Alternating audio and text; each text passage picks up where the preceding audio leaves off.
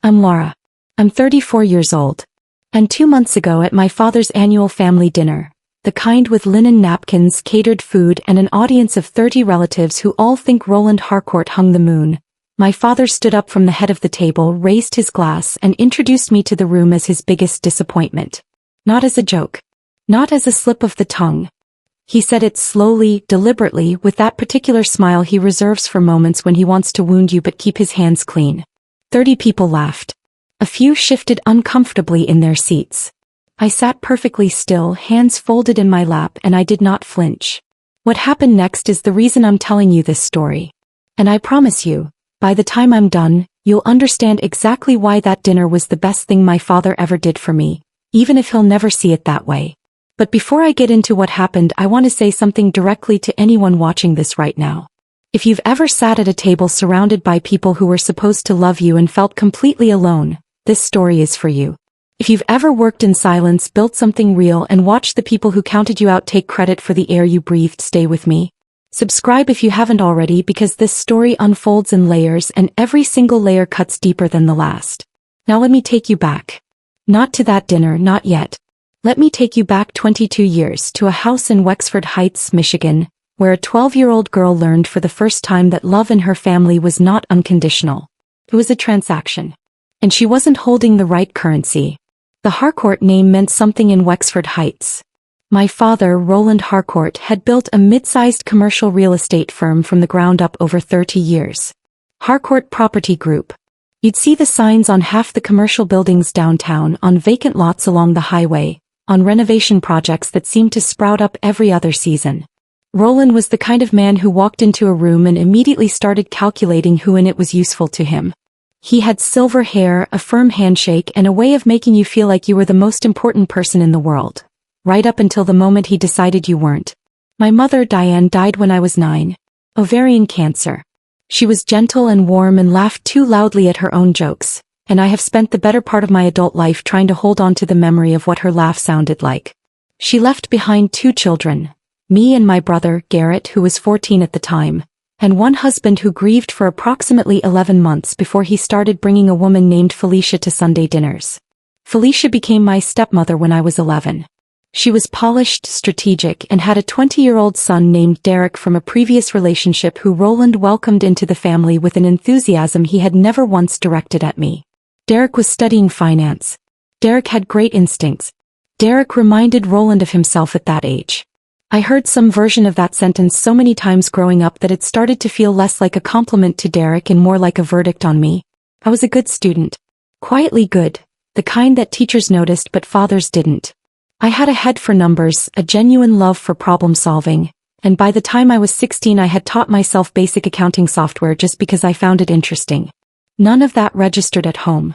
What registered at home was Derek's internship offers, Derek's networking events, Derek's future at Harcourt Property Group. I was background noise in my own house, and I got so used to it that I stopped expecting anything different. The breaking point came when I was 19. Junior year at the University of Michigan, business administration major, 3.9 GPA. I had just been selected for a competitive financial analysis program that placed students with firms across the Midwest for a full semester. It was the kind of opportunity that didn't come twice. I called my father from my dorm room, genuinely excited, wanting to share the news. He let me finish. Then he was quiet for a moment, and when he spoke, his voice had that particular flatness that I had learned to dread. He said he was glad I had something to keep me busy. He said Derek had just been offered a full-time position at the firm and that the family had a lot to celebrate. He said it without any awareness of what he was doing, which was somehow worse than if he had been cruel on purpose. I hung up the phone and sat on the edge of my dorm bed for a long time. I didn't cry. I had a feeling that if I started I wouldn't be able to stop, and I had an exam in the morning. Instead I made a decision. I decided that I was done waiting for Roland Harcourt to see me. I was going to build something so undeniable, so concrete, so impossible to overlook, that one day the truth would speak for itself. I just didn't know yet how completely, how perfectly, how almost poetically that day would arrive. I graduated with honors. I didn't invite my father to the ceremony, not because I was making a statement, but because I already knew he wouldn't come. Derek was closing a deal that week and Roland wanted to be there for it. I found out through Garrett, who did show up, who sat in the bleachers with a gas station bouquet of carnations and cheered embarrassingly loud when they called my name. Garrett was the one person in that family who never made me feel like a burden. He was working a logistics job in Detroit by then and couldn't afford much, but he was there. That mattered more than I had words for. After graduation I moved to Chicago. Not because I had a plan exactly, but because I needed distance, and Chicago felt like the right kind of big enough to disappear into, big enough to build something in without anyone from Wexford Heights watching. I got a job at a small consulting firm doing financial operations analysis. Entry-level, modest salary, nothing glamorous. My studio apartment had a radiator that hissed through the night and a window that looked directly into another building's brick wall. I ate simply, saved aggressively, and spent every spare hour learning things no one was teaching me. I took online courses in commercial real estate finance. Not because I planned to go back to my father's world, but because I understood that world better than any other, and knowledge is most powerful when it's rooted in something real. I studied market analysis, lease structuring, asset valuation, property development cycles. I read everything I could find about how mid-sized firms like Harcourt Property Group operated and, more importantly, where they were vulnerable. Within 3 years I had saved enough to register my own firm. Lattice Advisory Group, LLC. A financial consulting and operational strategy company specializing in commercial real estate. I kept my name off the public-facing materials. No headshot on the website, no LinkedIn profile with my photo, no press features. All client communication went through my office manager, a meticulous woman named Carol, and later through my assistant Owen, who became the face and voice of Lattice to the outside world. People in the industry knew Lattice. They did not know me. Why the anonymity? Because I had grown up watching Roland Harcourt operate, and I knew exactly how men like him thought. If they couldn't see you, they couldn't underestimate you. And if they couldn't underestimate you, they couldn't get ahead of you. My invisibility was no longer something being done to me. It was a tool I had chosen, sharpened, and learned to use with precision. By the time I was 32, Lattice Advisory Group had 12 full-time employees, a client list that included some of the most respected commercial developers in the Midwest, and annual revenues that would have made Roland Harcourt's firm look modest by comparison. We had an office on Michigan Avenue. I wore good clothes not to impress anyone, but because I had earned every single piece myself. And that meant something to me that I could not fully explain to anyone who hadn't spent years feeling like they had nothing to show. Here is the part that still makes me catch my breath when I think about it. 2 years before that family dinner, Harcourt Property Group signed a consulting contract with Lattice Advisory Group. They needed operational restructuring support, financial performance analysis, and strategic repositioning guidance. The firm had been bleeding efficiency for years, hemorrhaging money on poorly structured leases and outdated asset management practices. My team went in, rebuilt their operational framework from the ground up, and turned their numbers around in under 18 months. Roland Harcourt had stood at an industry luncheon and called Lattice Advisory Group one of the sharpest firms he had ever worked with. He had no idea he was praising his daughter. The daughter he had spent 20 years treating like furniture. And then came the dinner. The invitation arrived on a Thursday, printed on heavy cream cardstock the way my father did everything, with the performance of importance. Annual Harcourt family dinner. Roland requests your presence. I almost set it aside. But something in me said go. Not because I wanted reconciliation. Not because I thought anything would be different. I went because I had learned, over years of watching my father operate, that Roland Harcourt always revealed himself when he had an audience. And I wanted to be in the room when he did it one last time. I walked into that dining room in Wexford Heights not knowing that within 48 hours, everything was about to change. Not just for me, for all of them. The Harcourt family dinner was held every year in the same place. The main dining room of my father's house on Callaway Drive, a sprawling colonial with a wraparound porch and enough square footage to make a statement without appearing to try. Roland had bought it 26 years ago when the firm first started turning serious profit. And he had not changed a single thing about it since. Same dark wood furniture, same oil paintings of landscapes no one in the family had ever visited, same long mahogany table that seated 18 and somehow made everyone sitting at it feel like they were being evaluated. He had added 2 extension leaves for tonight, which told me the guest list was larger than usual. That told me something else too. Roland Harcourt performed best in front of crowds. The bigger the audience, the sharper his edges. I arrived at 7, intentionally not early. Early arrivals got cornered in the foyer by Felicia, who had a gift for extracting information through conversation that felt like small talk but functioned like an interrogation. I had learned years ago to arrive when the room was already full enough that she couldn't get me alone. I wore a charcoal blazer over a simple black dress, no jewelry except my watch, hair pulled back clean. I was not there to impress anyone. I was there to observe, and I dressed accordingly. Garrett met me at the door before I could ring the bell. He had driven up from Detroit that afternoon and looked like he hadn't slept well, which was typical of him whenever he came back to this house. It did something to both of us being here. Like the walls remembered things our bodies had worked hard to forget. He handed me a glass of wine without a word and gave me a look that communicated everything. Be careful, Roland is in a mood. Felicia has already had 2 glasses. Derek is holding court in the living room like he's running for something. I nodded. We walked in together. The dining room was loud with the specific energy of a family that performs closeness without practicing it. Cousins I recognized by face but not name. A pair of my father's business associates who showed up at these things every year and laughed too hard at everything Roland said. Felicia's sister and her husband, who had never once spoken to me directly but always found a way to be standing nearby when something uncomfortable happened, as if they were documenting it. Derek held a glass of bourbon near the fireplace, talking to 2 men I didn't recognize, his posture radiating the easy confidence of someone who had never once had to wonder whether he belonged in a room. I found a seat near the middle of the table, not at the far end where the family stragglers got placed, but not close enough to the head to suggest I was asking for anything. I was halfway through my first glass of wine when Roland entered from the hallway, and the room shifted the way rooms always did when he walked into them. He was 63 now, heavier than I remembered from the last time I'd seen him, but still carrying himself like a man who expected furniture to move out of his way. He made his rounds, shaking hands, clapping shoulders, landing a kiss on Felicia's cheek with the practiced ease of a man who understood that domestic warmth, performed publicly, was good for his image. He looked at me once when he entered.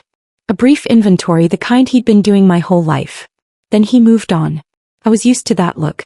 I had been used to it since I was 12 years old and understood for the first time that being seen and being acknowledged were 2 entirely different things in this family. Dinner was served in courses. Roland had hired a caterer, which he did every year, and every year Felicia took credit for as though she had personally prepared the food. The conversation at the table ran the usual channels. Real estate market talk between Roland and his associates, Derek inserting himself wherever there was an opportunity to demonstrate expertise, Felicia steering discussions away from anything that might become uncomfortable. Garrett and I exchanged quiet words between courses. He told me Derek had recently been given expanded authority over the firm's new development division. He told me Roland had been making noises about Derek eventually buying out the company. I listened and said very little. It was between the main course and dessert when Roland stood. He didn't clink a glass or call for attention in any formal way. He simply rose and the table went quiet because that was what happened when Roland Harcourt stood up. The room organized itself around him out of habit. He spoke for several minutes about the firm, about a strong quarter, about a development project in the pipeline that he was particularly proud of. He thanked his associates by name. He thanked Felicia for keeping the family anchored while he built something worth having. He talked about Derek with the kind of warmth I had spent my entire childhood searching his face for, calling him sharp, driven, a natural, the future of everything Roland had built. Derek smiled the way people smile when praise is expected rather than surprising. Then Roland turned his gaze down the table toward me. And he smiled. I recognized that smile immediately. It was not the warm smile he gave his associates or the proud smile he gave Derek. It was the performance smile, the one that told you something was coming dressed up as a joke. He said my name. He said it the way you'd introduce a mildly interesting footnote in an otherwise strong presentation. He told the table that his daughter Laura had driven up from Chicago and that it was always nice when she made the effort. He paused just long enough to let that land, the implication that my presence required effort on his part to appreciate. Then he said it. Clearly, deliberately, with 30 people listening. He said I had always been his biggest disappointment, that I'd had every opportunity and managed to turn none of them into anything worth mentioning, and that he hoped I'd at least found a city that suited me, since I hadn't managed to find much else. He said it with a chuckle at the end, the kind that signals to a room full of people that they are permitted to laugh, and most of them did. Not cruel laughter. The uncomfortable kind that people produce when they're not sure if something is a joke but they're afraid to be the one who doesn't respond. A few people looked at their plates. Garrett went completely still beside me. I felt his hand close around the edge of the table. I did not look away from my father. I did not smile. I did not flinch. I picked up my wine glass, took a single slow sip and set it back down. And then I said, quietly but clearly enough for the full table to hear, that I appreciated him saying that publicly, because it saved me the trouble of having to wonder where I stood. The table went very quiet. Roland's smile flickered, just for a second, just long enough for me to see it, and then he sat back down and moved the conversation forward as though nothing had happened. But something had happened. I had not absorbed it silently the way I always had. I had reflected it back without raising my voice, without making a scene, and the room had felt it. I could see it in the way people weren't quite meeting Roland's eyes the way they had before he sat down. I could see it in the way Felicia was watching me from across the table with an expression that had moved past condescension into something closer to calculation. I excused myself after dessert. I did not make a dramatic exit. I thanked the caterer on my way out, said good night to Garrett in the hallway, and walked to my car in the cold November air. I sat there for a few minutes with the heat running, not processing what had just happened emotionally but turning it over strategically. Roland had done what I had always known he would do when given a room and a glass and an audience. He had been exactly, perfectly, precisely himself. What he did not know, what none of them knew, was that 48 hours later, Lattice Advisory Group was scheduled to send a representative to Wexford Heights for a contract review meeting with Harcourt Property Group's operations team. A routine meeting. One that happened every quarter. Except this quarter, the representative was not going to be Carol. It was not going to be a conference call handled by intermediaries. This quarter I had decided to attend myself. Not because I had planned anything. Not because I was orchestrating some elaborate confrontation. I had decided to attend because my father's dinner had clarified something I had been sitting with for months. That the distance I had maintained was no longer protecting me. It was just making it easier for Roland to keep telling the story he preferred.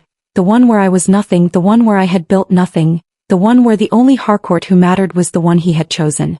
I drove back to my hotel in Wexford Heights that night and called Owen from the parking lot. Owen had been my assistant for 4 years and he was the most competent person I had ever employed. Organized, calm, and completely unflappable in professional settings. I told him to keep our Thursday meeting with Harcourt Property Group on the schedule. I told him I would be attending in person. He asked if there was anything specific I wanted him to prepare. I told him to bring the full contract documentation, the performance reports from the past 2 years, and the renewal terms we had been drafting. He asked, in that careful way he had, whether this was a routine visit or something else. I thought about my father's smile at the head of that table. I thought about 30 people laughing. I thought about 22 years of being the name on the invitation list that nobody was quite sure what to do with. Then I told Owen it was both. Thursday was 2 days away. I went to sleep knowing that whatever happened next I was done watching from a distance. Wednesday passed the way days do when you are waiting for something inevitable. I stayed at a hotel 12 minutes from my father's house. Close enough to move quickly, far enough to think clearly. I ordered room service, reviewed the lattice files Owen had sent over and went to bed early. I did not reach out to Roland or Felicia or Derek. I had nothing to say to any of them that the next day wouldn't say far better. Owen arrived Thursday morning at 8:30 sharp, rolling a document case and carrying 2 coffees. He was 31, meticulous, and possessed a quality I valued above almost everything else in a professional. He read a room without being told to. I had explained the situation the night before in broad strokes. I told him that Harcourt Property Group was a long-time client, that the principal of the firm was my father, and that my father did not know I owned Lattice. Owen had been quiet for a moment and then asked what tone I wanted him to set when we arrived. I told him professional, measured, and entirely routine. He said he understood. I believed him. We drove to Harcourt Property Group's offices together. The building sat on a corner lot in downtown Wexford Heights. 4 stories of glass and brushed steel that Roland had renovated 8 years ago as a statement piece. I had seen photographs but had never been inside. Standing in front of it that morning I felt something unexpected. Not nervousness and not anger, but a clear, steady calm that comes when you have been preparing for something so long that its arrival feels less like a confrontation and more like a conclusion you have already written. Owen held the door and we walked in. The receptionist greeted us. Owen introduced us as Lattice Advisory Group, present for the quarterly contract review. She checked her screen, nodded, asked us to take a seat. Standard. Routine. Identical to every other quarterly interaction this firm had ever had with our account managers. Except that I was physically present for the first time, and within 10 minutes that was going to stop being routine for everyone in the building. We waited briefly before the operations director, Phil Garrett, came down. Phil was mid-50s, efficient, 11 years with Harcourt Property Group. He had spoken with Owen by phone and email dozens of times but had never met either of us in person. He shook Owen's hand first, then turned to me and I gave him my full name. His expression shifted in the specific way expressions shift when a name connects to a context a person was not prepared for. He recovered quickly. He was a professional, but I had already seen it. We followed Phil to a conference room on the 3rd floor. The table was set up with printed quarterly reports and water glasses, confirming he had been expecting a standard session with account managers, not the firm's owner at the door. He excused himself and I heard him in the hallway speaking quietly and urgently into his phone. Owen caught my eye across the table. I gave him a small nod. We both knew what was coming. Roland walked in 7 minutes later. Dark suit, tie slightly loosened, reading glasses pushed up on his forehead the way they always were when he had been at his desk since early morning.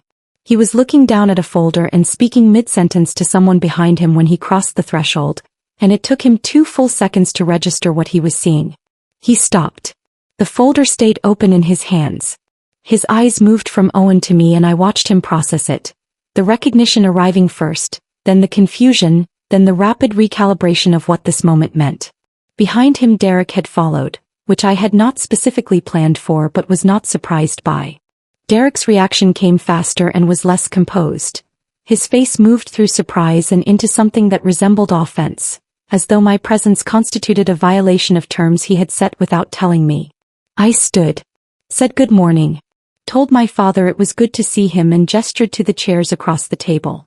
My voice carried the same quality I used in every client meeting, calm, direct, clear. Roland sat down slowly. Derek remained standing a beat too long before Phil took his seat and Derek followed. The silence that followed lasted several seconds and felt much longer. Roland looked at me the way I had never seen him look at anything, without a prepared response, without the performance of authority, without the practiced ease that had always made him the most assured person in any room. For the first time in my memory he looked genuinely caught. Not embarrassed, not ashamed, not yet. Simply caught, like a man who has stepped through a door expecting one room and found himself standing in a completely different one. Phil broke the silence because he was a professional and the moment had stretched as far as it could. He introduced the agenda and opened the quarterly report, beginning the meeting as though the past minute had been unremarkable. I was grateful for that. Owen picked up immediately, walking the room through Lattice's performance metrics, efficiency improvements, lease restructuring outcomes, asset management projections. He was excellent.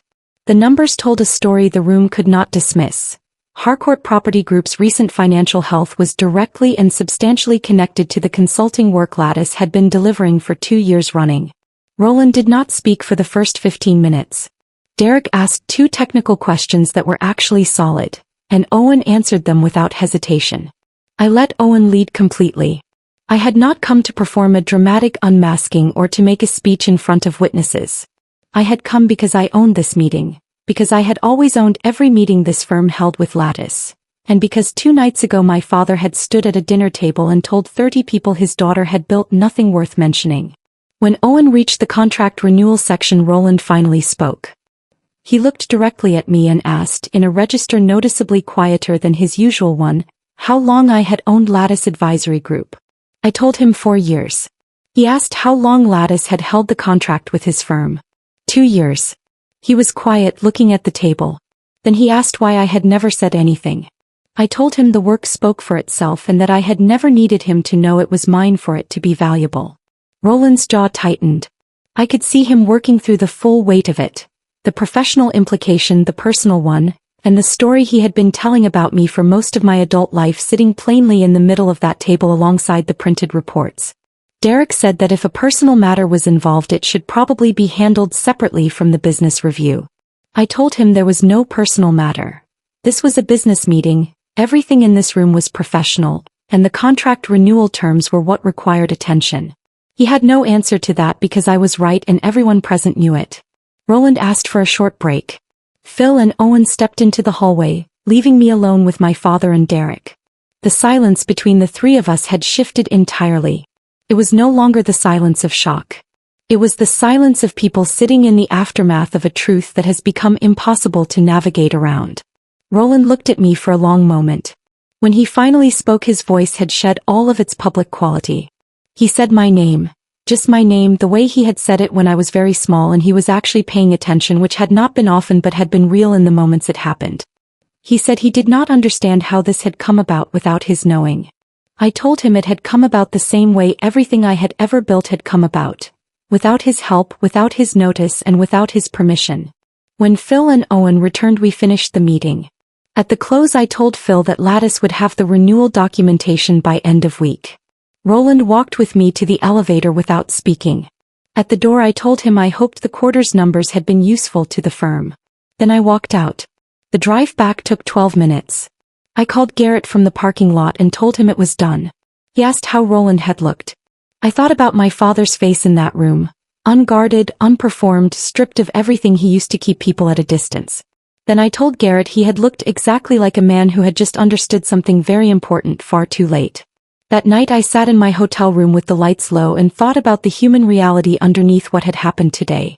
For 22 years I had been the person in my family who was quietly, consistently dismissed, not through any single devastating act but through 1,000 small redirections. 1,000 moments where attention moved past me to land somewhere else. You stop expecting anything after a while. What I had not anticipated was that the moment of reckoning I had imagined for years would feel so much less like triumph and so much more like standing in a very quiet room after a very long storm. What I also did not know that night was that the most important part of this story had not happened yet. The conversation that would change everything, not between me and my father but between me and someone else entirely, was still coming. And it was going to arrive carrying information that would rewrite the foundation of everything I thought I understood about why this family had treated me the way they did for as long as I could remember. I was back in Chicago by Friday evening. My apartment was quiet in the way it always was after I had been away for a few days. That particular stillness that feels less like silence and more like a held breath. I unpacked, made coffee, and sat at my kitchen table with my laptop open and a week's worth of work waiting for me. I was halfway through my inbox when my phone rang. The number had a Wexford Heights area code but was not one I recognized. I answered it anyway because I had learned years ago that the calls worth taking were usually the ones you didn't expect. The voice on the other end belonged to a woman named Constance Dwyer.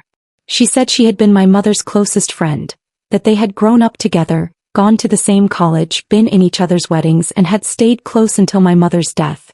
She said she had been trying to find the right moment to call me for a very long time, and that watching what happened at the family dinner through a mutual acquaintance's account had finally made her understand that the right moment was already overdue.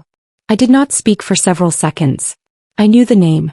I had seen it in my mother's old letters, the small box of them I had kept after she died. Connie. My mother had called her Connie. I told her I was listening. Constance was 61, she told me, retired, living in Ann Arbor now after years of working as a family attorney in Wexford Heights. That last detail registered immediately. I asked her how long she had practiced family law. She said 30 years. I asked if her work had ever intersected with my family in any professional capacity. She was quiet for a moment. Then she said that was precisely why she was calling. She told me that before my mother died, when the diagnosis had become a certainty and the timeline had shortened to something measurable in months rather than years, my mother had made a series of deliberate legal arrangements. Not just the standard will. Those assets had gone to Roland without contest. What Constance was describing was something separate, something my mother had structured quietly and carefully through Constance's firm specifically because she did not trust what would happen to her daughter's future if she left it entirely in Roland's hands. My mother had established a dedicated education fund in my name. Not a verbal promise, not a good faith expectation. An actual legally structured fund with a named beneficiary, documented disbursement terms, and a designated trustee who was not my father. The trustee had been Constance herself. I set my coffee mug down very carefully. I asked her to continue. She told me the fund had contained enough to cover 4 full years of undergraduate education at any institution in the country, with a modest remainder intended for graduate study if I chose to pursue it. She told me that when my mother died, the fund passed to Constance in her role as trustee with clear instructions to release the funds to me upon enrollment in a qualifying institution and to notify me of the fund's existence when I turned 18. She had attempted to do exactly that. She had sent a formal notification letter to my father's address when I turned 18, addressed specifically to me, outlining the fund and the process for accessing it. She had never received a response. She had followed up twice by phone. Both calls had been answered by Roland, who told her I was not available and that he would pass along the information. I knew before she finished the sentence that he never had. I had turned 18 in that house on Callaway Drive and I had never received a letter, never received a phone message, never heard the name Constance Dwyer spoken by anyone in that household. When I left for the University of Michigan, I left on a partial scholarship and a financial aid package I had assembled myself, with no knowledge that a fully funded alternative existed and had existed since before I was 9 years old. Constance's voice was steady, but I could hear what was underneath it. The weight of something she had been carrying for a long time and had not known how to put down. She said she had not wanted to believe Roland had done what she suspected, because believing it meant a friend's child had been denied something her friend had worked hard to provide. She said sitting with that knowledge without acting on it had cost her more than she had words for, and that she was not asking for forgiveness, only for the chance to finally do what she should have done long ago. I asked her what had happened to the fund. He told me it was still there. All of it. The original principal, untouched, plus 2 decades of accrued interest on a conservatively managed investment account that Constance had maintained in her capacity as trustee because she had never legally been released from that responsibility and had never been willing to simply close it and walk away from what my mother had intended. The total current value, she said, was slightly over $1.4 million. And every cent of it had my name on it. I stood up from my kitchen table without entirely meaning to, walked to my window, and looked out at the Chicago skyline without seeing it for what must have been 30 seconds. Constance waited. She had the patience of someone who understood the other person needed a moment to catch up. When I found my voice again, I asked her why she had not pursued this more aggressively when Roland stonewalled her. She said she had asked herself that question many times and that the honest answer was a combination of professional caution, personal uncertainty, and a failure of courage she was not proud of. She said sitting with that knowledge without acting on it had been a weight she had not managed well, and that she was not asking for forgiveness, only for the chance to finally deliver what my mother had entrusted to her care. I told her I needed a day to process this and that I would call her back. She said she understood. Before she hung up, she said one more thing. She said my mother had spoken about me constantly in those last months. She said my mother had used a specific phrase more than once when she talked about who she believed I would become. She said my mother had called me her quiet one. Not because she thought I lacked strength, but because she believed that the people who moved through the world without needing applause were the ones who built things that lasted. She said my mother had never doubted for a single day that I would build something lasting. I sat with that for a long time after the call ended. I sat with my phone in my hand and the Chicago skyline going dark outside my window and thought about my mother, who had died when I was 9 and had still found a way to reach forward through 2 decades to make sure I had what I needed. I thought about Roland intercepting that letter when I was 18.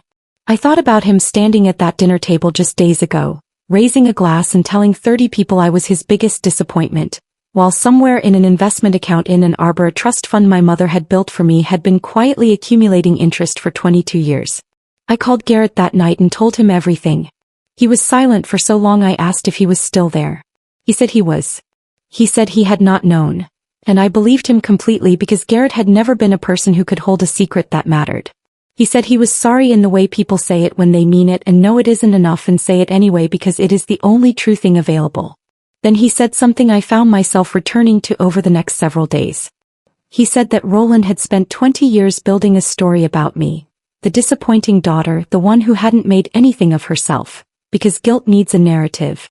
That the cruelest people are not always the ones who don't care, but sometimes the ones who care about being seen as good more than actually being good, and who need the person they wronged to appear unworthy in order to live with what they did. I told Garrett that was the most insightful thing he had said in years. He laughed, which was the right response. I called Constance back the following morning and told her I wanted to move forward. She said the transfer documentation would be straightforward given the clarity of the original trust language. I thanked her. She said not to thank her, that she was 30 years late and doing the right thing at the last available moment was the least she could offer. What I had not yet decided was what to do about Roland. The fund was mine regardless of what happened between us. The lattice contract renewal was still sitting on Phil Garrett's desk waiting for my signature. My father had walked me to an elevator 2 days ago without saying anything that mattered, and I had not yet determined whether that silence was the end of something or the beginning of a very different kind of conversation. What I knew was that for the first time in my life, every variable in my relationship with my father was in my hands and not his. I had not sought that position, but I was not going to waste it. 3 weeks after I returned to Chicago, I made 2 decisions on the same morning. The first was to sign the lattice contract renewal with Harcourt Property Group. The second was to send my father a letter. Not a legal document, not a business communication, not an ultimatum designed to land with maximum impact. Just a letter. The kind you write when you have finally stopped needing the other person to understand and have started needing instead to simply be honest, for your own sake, not theirs. The contract decision came first because it was cleaner. Daniel had been asking for my direction on it for 3 weeks and I had been putting him off, not from indecision but from wanting to be certain that whatever I chose came from a clear place rather than a reactive one. What I wanted was to make the choice a rational businessperson would make when evaluating a professional relationship independent of every personal layer around it. When I did that honestly, the answer was renewal. The work was sound, my team had delivered real value, and pulling operational support to make a point about my father would have cost people who had nothing to do with what Roland had done to me. I signed the documents and sent them to Phil Garrett with a note that said nothing beyond what a contract renewal required. The letter to Roland took considerably longer. I went through 11 drafts across 5 days. The early ones were too weighted with history, cataloging every redirected moment of praise and every time I had been made to feel secondary in my own family. They were accurate but not what I was trying to say. The later drafts stripped down so far they read like corporate correspondence. What I was trying to write was the truth in full, without armor and without weaponry, and it turned out that was harder than either extreme. The final version was 3 pages. I told him about Constance's call. I told him about the education fund my mother had established, about the notification letter he had intercepted when I was 18, about the $1.4 million that had been accruing in my name for 22 years while he told anyone who would listen that I had never made anything of myself. I did not call him names. I did not issue demands. I simply laid out what had happened in order as clearly as I could, and told him I now knew the full shape of what had been done to me and that I had wanted him to know that I knew. I also told him something that surprised me when I wrote it and still surprised me when I read it back. I told him that I did not want his company's money, did not want his acknowledgement at industry dinners, did not want a revised narrative distributed to the relatives who had laughed at that table. What I had wanted for most of my life was something much simpler and much harder to provide. I had wanted him to see me. Not my grades, not my firm, not the numbers in a quarterly report. Me. And that I had spent enough of my life waiting for that to happen, that I had finally made peace with the likelihood that it wouldn't, and that I was choosing to stop organizing my interior life around that absence. I told him I was not cutting him off and not issuing an ultimatum. I was simply telling him the truth about who I was and what had been done to me, and leaving the rest of it in his hands, because I had been holding it long enough and it was not mine to carry anymore. I sent it by courier on a Tuesday morning and did not wait by my phone. I went to work, sat through 3 meetings, had lunch at my desk and answered emails until 6. When I left the office, the city was doing what Chicago does in early December, cold and sharp and lit up in a way that makes even difficult days bearable. I walked to the train instead of calling a car, wanting the cold air and the ordinary noise of a city going about its evening around me. Roland called on Thursday and I let it go to voicemail. He called again Friday morning and I let that one go too, not because I was avoiding the conversation but because I wanted to hear what he chose to say without me responding in real time. His first voicemail was 4 minutes of context and clarification, which told me he had not yet decided what he actually wanted to communicate. His second was 40 seconds. He said my name. He said he had read my letter twice and did not have the right words yet, and that he knew that was not good enough, but that he wanted me to know he had read it and was sitting with it. He said he was sorry. Then he stopped. It was not a full apology, not a reckoning or a dramatic reversal that resolves everything cleanly. It was a 63-year-old man saying 2 words into a phone after a lifetime of not saying them, imperfectly and incompletely, stopping before he could say anything that undermined them. I listened to it 3 times. Then I sat in my office chair looking at the ceiling and thought about what it meant that those 2 words, wanted for so long they had become almost abstract, made me feel something closer to grief than relief. I talked about that in therapy the following week. I had started seeing a therapist named Dr. Anita Voss 6 months earlier, and she had a gift for asking questions that sounded simple and turned out to be the exact ones you had been avoiding. She asked what I had expected to feel when my father finally said he was sorry, and I told her I had expected to feel like something was finished. She asked what I actually felt. I told her it felt like reaching the end of a very long road and realizing the destination was not what you had imagined. Not worse, just smaller and more human than the idea of it. She said that was one of the most honest things she had heard anyone say about forgiveness. I told her I wasn't ready to call it that yet. She said there was no deadline. Garrett came to Chicago for a weekend in January. We cooked dinner at my apartment, something we had not done since our 20s, and talked for 4 hours about our mother and about growing up in that house and all the things that had existed in that family that neither of us had ever had the language for until recently. He told me stories about her that Constance had shared with him too, and some made me laugh and some made me cry, and all of them made her feel more real than she had in years. Before he left, he stood in my doorway and said that she would have been proud of me. He said it simply, and it landed exactly the way true things land when they are said by the right person. I put fresh flowers on Constance's mother's grave that spring because it felt like the right thing to do for a woman who had held something precious for 2 decades and refused to let it go. Constance and I had lunched twice since the transfer was finalized, and she had returned more of my mother to me than I had expected to ever have access to again. A gift separate from the money and larger in ways harder to measure. The fund transferred cleanly. My attorney confirmed the final deposit on a Wednesday afternoon in February and sent me a 1-line email that said it was done. I sat with that for a moment. The weight of what my mother had put aside for me before she died, finally arriving after 22 years of traveling through someone else's bad faith and one woman's long imperfect act of stewardship. I did not do anything dramatic with it. I moved a portion into Lattice's expansion fund and set aside the remainder in a separately managed account in my own name. My mother had built it for my future.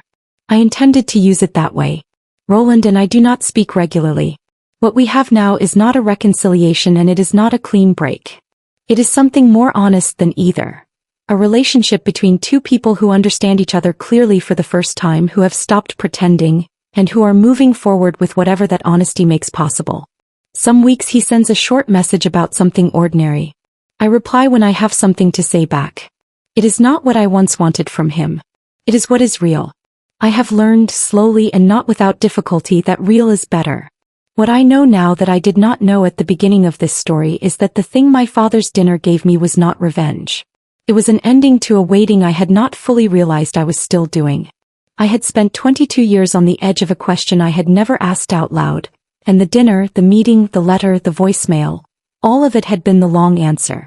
The answer, it turned out, was that I had always been enough. My mother had known it. Constance had held it in trust for 22 years. Garrett had seen it from the bleachers with gas station carnations in his hand. The only person who had not known it was the one whose voice I had spent the longest waiting to hear it from. And even he in the end had found 40 seconds and 2 words. That was not nothing. It was not everything. It was the truth of it, and I have made my peace with that, and I am, for the first time in a very long time, completely, solidly and quietly fine. A year ago this week I sat at a dinner table in Wexford Heights and heard my father call me his biggest disappointment in front of 30 people.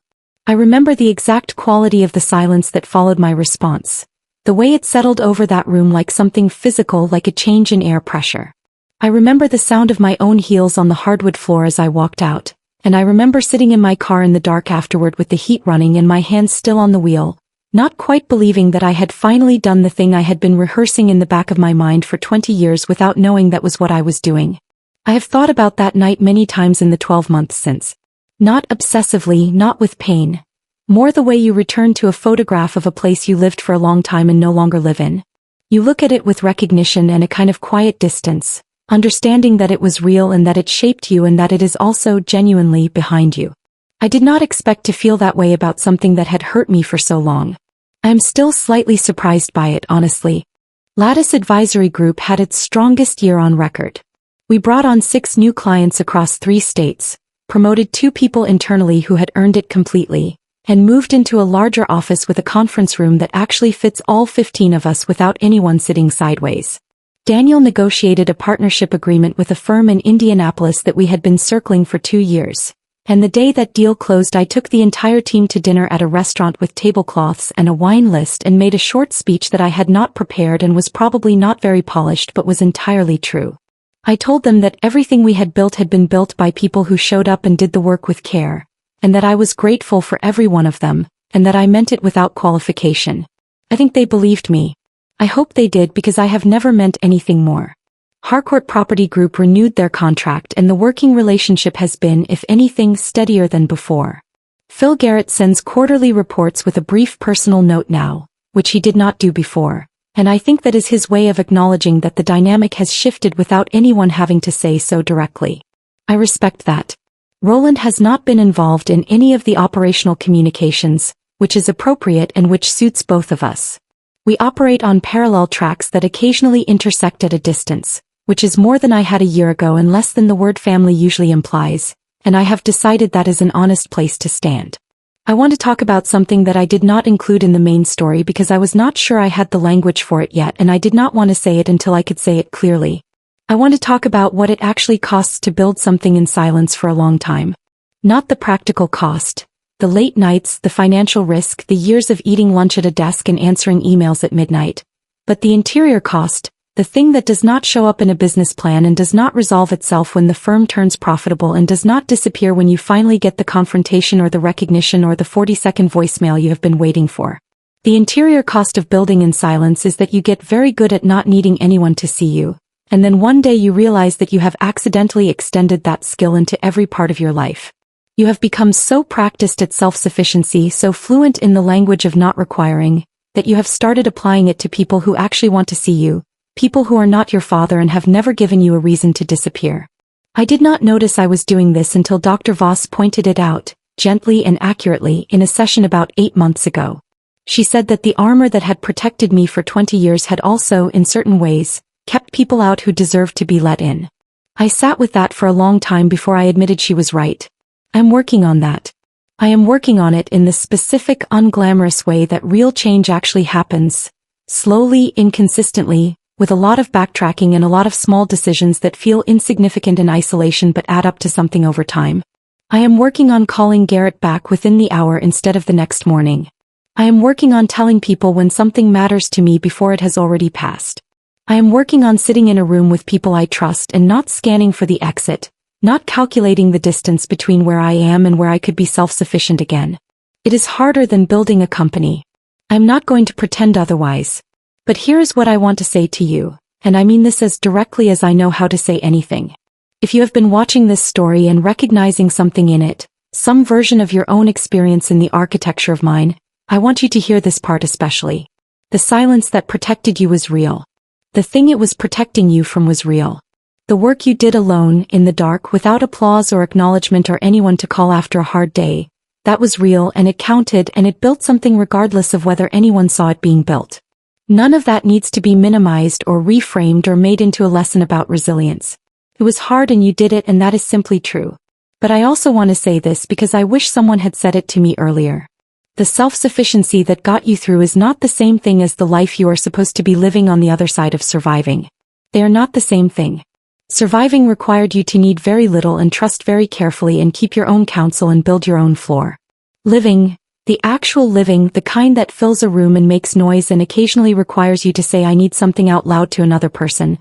Living asks for something different. It asks you to let the armor down, not because the world has become safe, it has not, but because carrying it indefinitely is its own kind of loss and you have already lost enough. I do not know what you are carrying as you watch this.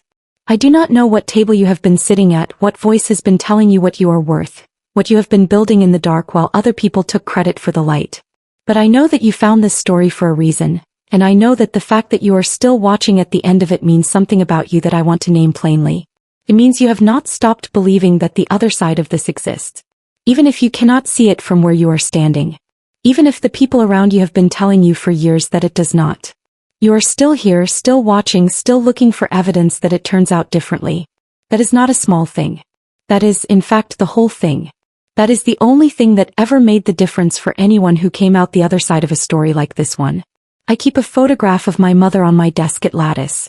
It is a small one, tucked in the corner of my monitor where I can see it without having to look for it. She is 26 in the photograph, laughing at something outside the frame, her head turned slightly as though she is about to look back at the camera but hasn't quite yet. Constance gave it to me. She said my mother had given it to her decades ago to keep at her office because she liked the idea of herself being somewhere she had never been. I think about that sometimes, about the quiet, deliberate way my mother put pieces of herself in places she knew would matter later, arranging things with care for a future she could not entirely see. I think I understand that instinct now in a way I could not have a year ago. I am not my father's biggest disappointment. I never was. I was the part of his story he could not control, which is a different thing entirely, and I understand the difference now with a clarity I did not have when this started. He could not control what I built or how long I was willing to build it or what it would eventually become. He could not control what my mother left me or what Constance protected or what Garrett saw from the bleachers. He could not control the truth.